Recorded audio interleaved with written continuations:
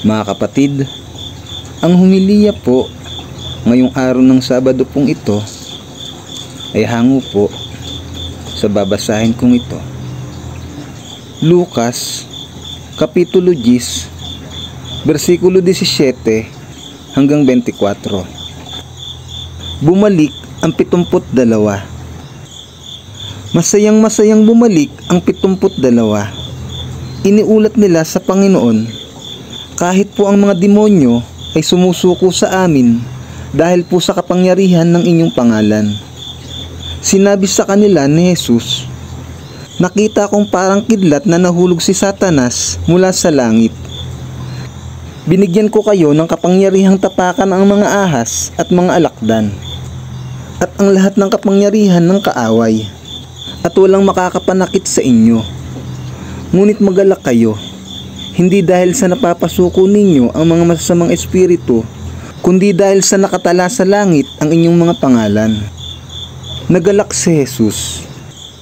Nang oras ding iyon, si Jesus ay napuspos ng kagalakan ng Espiritu Santo. Sinabi niya, salamat sa iyo, Ama, Panginoon ng langit at lupa, sapagkat inilihim mo sa marurunong at sa mga matatalino ang mga bagay na ito. Ngunit inihayag mo sa mga taong ang kalooban ay tulad ng sa bata. Oo, Ama, sapagkat ganoon ang nais mong mangyari. Ibinigay sa akin ng aking Ama ang lahat ng bagay. Walang nakakakilala sa anak kundi ang Ama, at wala namang nakakakilala sa Ama kundi ang anak, at ang mga taong ginagawang karapat-dapat ng anak na makilala sa Ama. Humarap si Jesus sa mga alagad at sinabi ng walang ibang nakakarinig, mapalad kayo sapagkat nakita ninyo ang mga nakikita ninyo ngayon.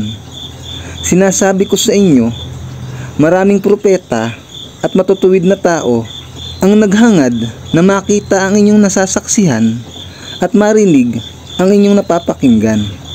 Subalit hindi nila ito nakita ni narinig. Ang mabuting balita ng Panginoon.